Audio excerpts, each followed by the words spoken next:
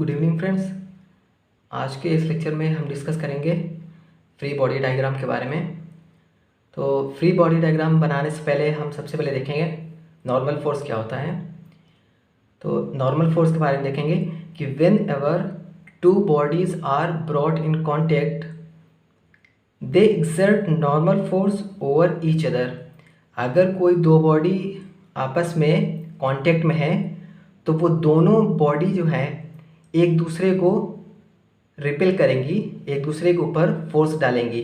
Okay, this normal force is always repulsive in nature. Okay, अभी हम करके देखेंगे उसको बॉक्स बना के कि किस तरीके से ये रिपल्सिव इन नेचर में है। बट ये ध्यान रखना है कि ये रिपल्सिव इन नेचर में होता है। ओके, और नॉर्मल फोर्स एक्सर्ट करता है। This force is perpendicular to the to surface. दो सरफेस जो है उसके ये परपेंडिकुलर होगा इन कांटेक्ट। क्लियर इतना? अभी हम एक यहाँ पे सरफेस बना लेते हैं। एक ये हमने एक सरफेस बनाया है। उसके बाद हमने यहाँ पे एक इस तरीके से एक बॉक्स रखा हुआ है, एक मास है m2 और इसके ऊपर एक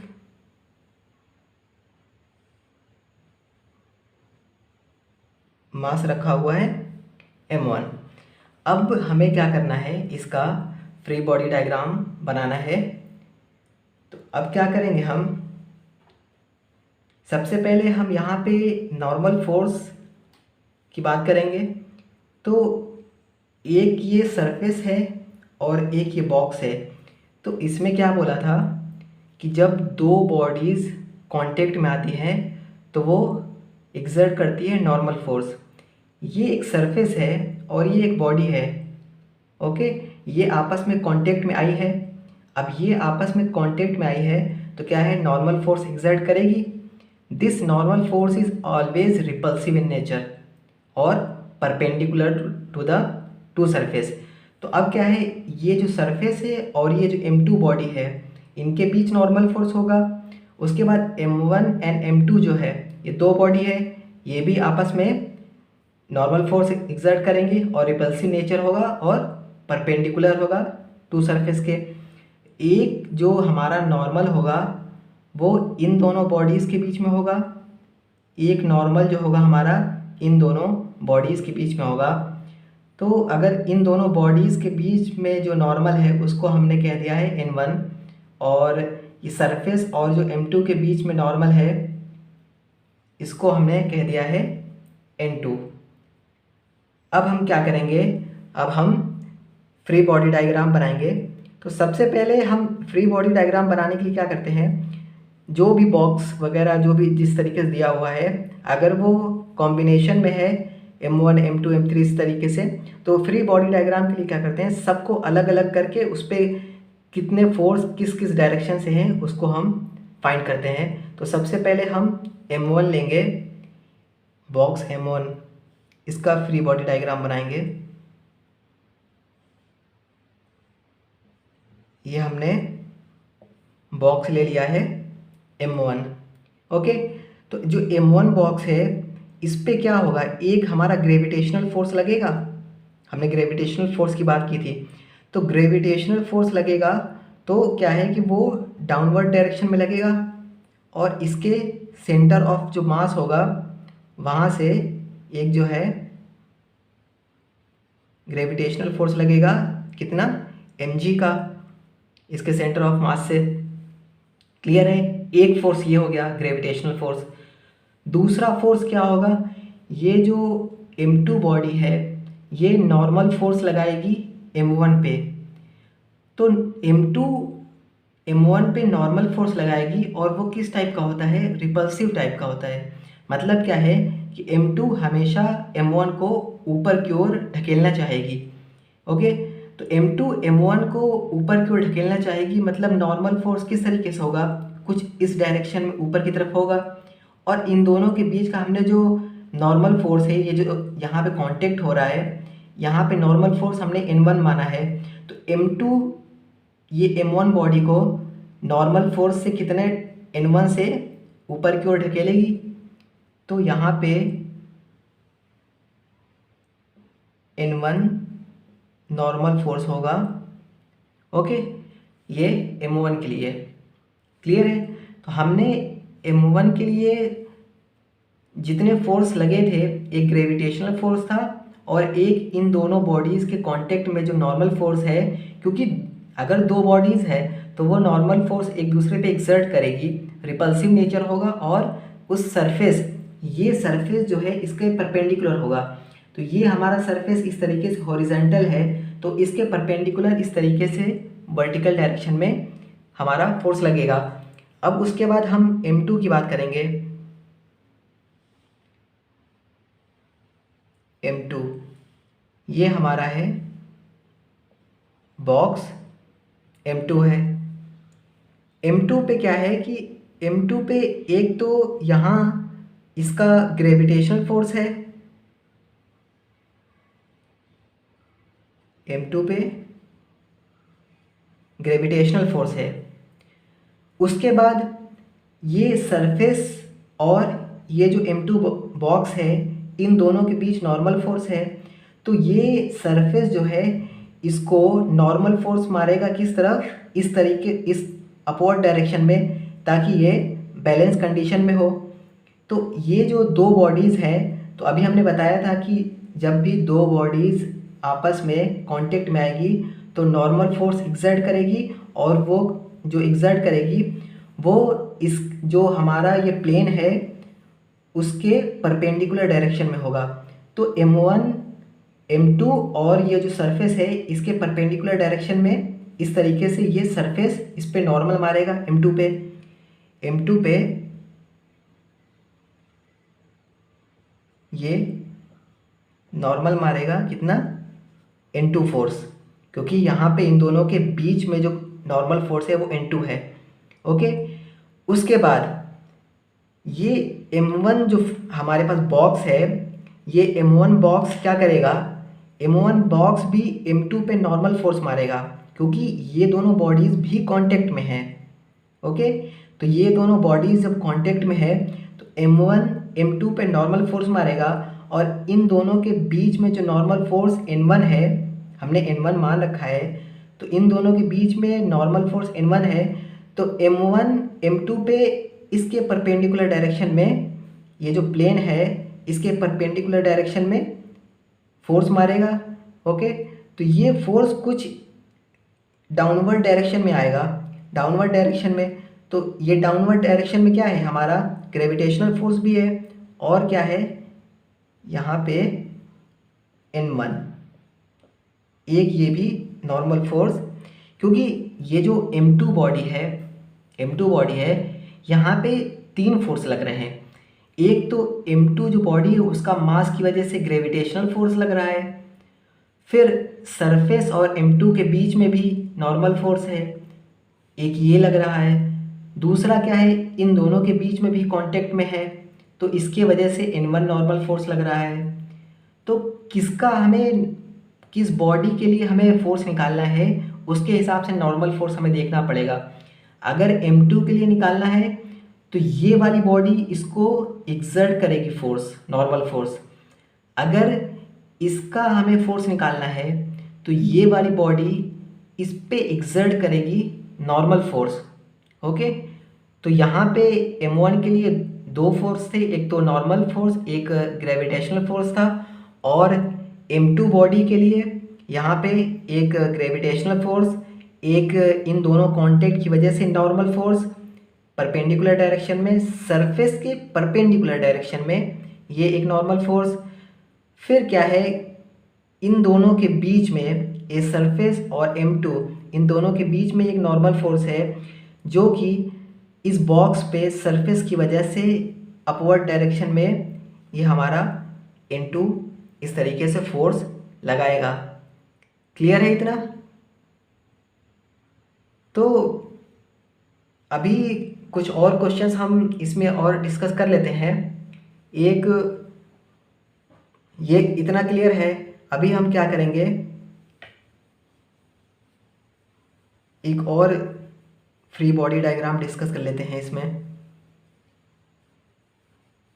अभी तक क्या था, मास जो था एक दूसरे के ऊपर रखा हुआ था। अब क्या करेंगे हम, यहाँ पे इस तरीके से एक सरफेस है, ये एक सरफेस है, ये सरफेस है, इस पे एक बॉक्स यहाँ रखा हुआ है और इसी के कांटेक्ट में एक स्मॉल एम बॉक्स रखा हुआ है। क्लियर इतना? और फोर्स इस पे इस तरफ से एफ फोर्स इस बड़े वाले मास पे फोर्स लग रहा है। ओके, तो अब हमें इसका फ्री बॉडी डायग्राम बनाना है।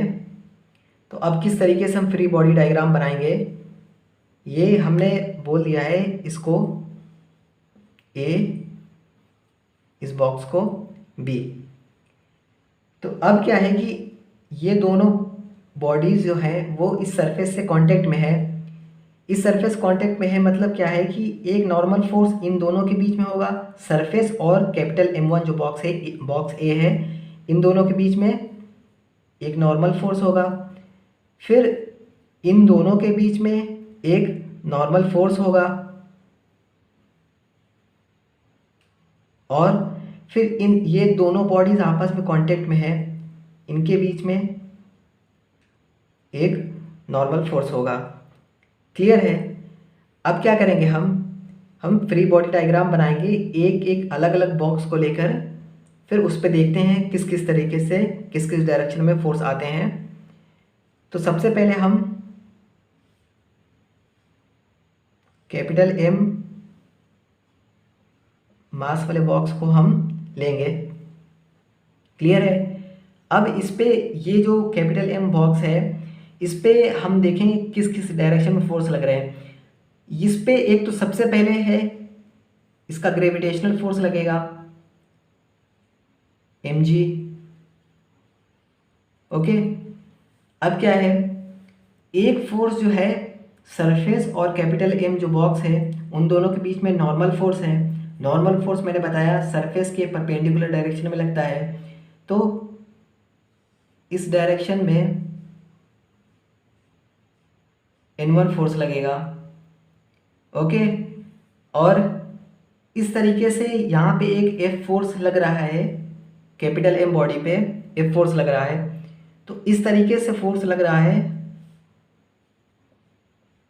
F, इस तरीके से यहाँ पे फोर्स लग रहा है, क्योंकि ये फोर्स जो है इसको राइट साइड में इस तरीके से फोर्स लगा रहा है। तो इस तरीके से हमने फोर्स लिख लिया है। प्लस इन दोनों बॉडीज़ के बीच में एक नॉर्मल फोर्स है। इस बॉक्स के लिए हम फोर्स निकाल रहे हैं, तो ये वाली बॉडी, दूसरी जो बॉडी होती है, जब भी हम नॉर्मल फोर्स निकालते हैं जिस बॉडी के लिए, उसकी जो अपोजिट जो दूसरी बॉडी होती है वो इस बॉडी पे नॉर्मल फोर्स एक्सर्ट करती है। जिस बॉडी पे हम फोर्स निकाल रहे हैं उसके साथ जो कांटेक्ट में बॉडी है वो बॉडी नॉर्मल फोर्स एक्सर्ट करती है जिस बॉडी पे हम फोर्स निकाल रहे हैं उस पे। तो स्मॉल m जो बॉडी है वो कैपिटल M बॉडी पे एक्सर्ट करेगी फोर्स, और यहाँ पे नॉर्मल फोर्स जो है N3 है। तो ये जो सरफेस हमारा इस तरीके से वर्टिकल ये सरफेस है, तो जब भी सरफेस का परपेंडिकुलर हमेशा नॉर्मल फोर्स होता है, तो ये सरफेस इस तरीके से है वर्टिकल डायरेक्शन में, तो इसका परपेंडिकुलर क्या होगा, वर्टिकल का परपेंडिकुलर क्या होगा, हॉरिजॉन्टल होगा। तो कुछ इस डायरेक्शन में नॉर्मल फोर्स लगेगा, इस डायरेक्शन में नॉर्मल फोर्स लगेगा। हमेशा जो दो प्लेन कांटेक्ट में आएंगे उनके परपेंडिकुलर डायरेक्शन में हमेशा लगेगा। अगर ये कांटेक्ट अगर इस तरीके से वर्टिकल इस तरीके से डायरेक्शन में है तो उसका परपेंडिकुलर क्या होगा, वर्टिकल का परपेंडिकुलर डायरेक्शन इस तरीके से हॉरिजॉन्टल में है। अगर यहाँ इन दोनों के बीच में की बात करें, इन दोनों के बीच का जो फोर्स लग रहा है तो इस प्लेन के परपेंडिकुलर डायरेक्शन, तो इस प्लेन का परपेंडिकुलर क्या होता है, ये डायरेक्शन है वर्टिकल में, तो इस तरीके से हमने फोर्स लगाया था। क्लियर है? अब क्या है, अब हम स्मॉल m का फ्री बॉडी डायग्राम बनाएंगे।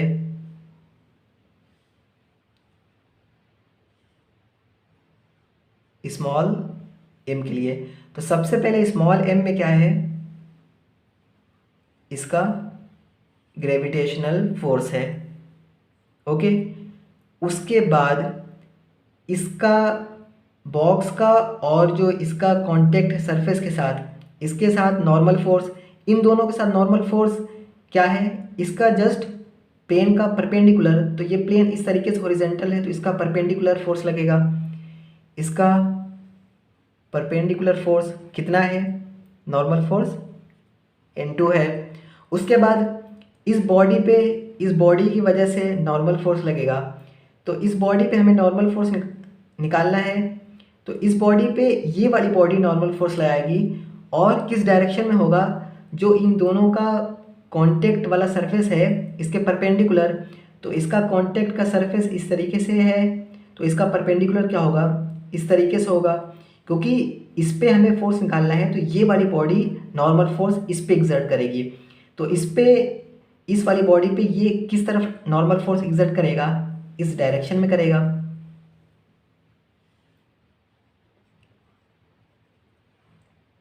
यहाँ पे नॉर्मल फोर्स कितना है, N3 है। क्लियर है? तो यहाँ पे क्या है कि हमें जब भी बॉडीज किसी के कांटेक्ट में सरफेस के आएगी तो उसमें हमेशा ध्यान रखना है कि नॉर्मल फोर्स के बारे में याद रखना है और उसका ग्रेविटेशनल फोर्स है, और अगर कोई बाहर से कोई एक्सटर्नल फोर्स लग रहा है तो उसको भी हम इंक्लूड कर लेंगे। लेकिन उसके अलावा जो है हमेशा याद रखना है कि नॉर्मल फोर्स लिखना है और किस तरीके से लिखना है, जो कांटेक्ट दो सरफेस के बीच का कांटेक्ट है उसका परपेंडिकुलर हमेशा होगा, और वो जो नॉर्मल फोर्स है वो किस किस तरफ होगा। जैसे कि ये दोनों बॉडीज आपस में कांटेक्ट में है तो इस पे हमें फोर्स निकालना है, तो दूसरा वाला प्लेन इसके परपेंडिकुलर डायरेक्शन में फोर्स मारेगा, तो इसके लिए ये वाला सरफेस इस तरीके से N1 फोर्स मारेगा। क्लियर है? तो ये चीज़ें बस हमें ध्यान रखनी है फ्री बॉडी डायग्राम के लिए। इसके बाद हम कॉम्बिनेशन बॉक्स के एक दो क्वेश्चंस और इसके बाद नेक्स्ट लेक्चर में देखेंगे। उसके बाद फिर हम इंक्लाइंड प्लेन पे देखेंगे। उसके बाद फिर हम पुली और उस पर फोर्स और एक्सीलरेशन, टेंशन की सारी बात करेंगे। बेसिकली अगर फ्री बॉडी डायग्राम बनाना आता है तो लॉस ऑफ मोशन के ज़्यादातर क्वेश्चंस आसानी से सॉल्व हो सकते हैं, और ये बहुत आसान है। कभी भी हमें अगर इस तरीके से इसको सॉल्व करना है तो ये 5 सेकेंड से मैक्सिमम 10 सेकेंड में ये सॉल्व हो जाते हैं। बेसिकली हमने डायरेक्ट देखा कि ये बॉक्स है, इस पे देखा कौन सा ग्रेविटेशनल फोर्स है, उसके बाद इन दोनों के सरफेस के बीच में नॉर्मल फोर्स है ऊपर की तरफ डायरेक्शन, इन दोनों की तरफ इन दोनों के बीच नॉर्मल फोर्स है इस डायरेक्शन में, और एक फोर्स इस डायरेक्शन में लग रहा है इस डायरेक्शन में। अब कभी भी कुछ भी अगर यहाँ पर मान लीजिए एक फोर्स कह देता है, और तो उसके बाद क्या है कि फिर हमारा नॉर्मल फोर्स की वैल्यू दी होगी तो दोनों को इक्वेट कर लेंगे, इसको आपस में इक्वेट कर लेंगे, तो यहाँ से आसानी सॉल्व हो सकता है। फर्दर सारी चीज़ें हम एक्सप्लेन करेंगे नेक्स्ट वीडियो में। तो अगर वीडियो अच्छी लगे तो please like, share and subscribe ज़रूर करें। Thank you.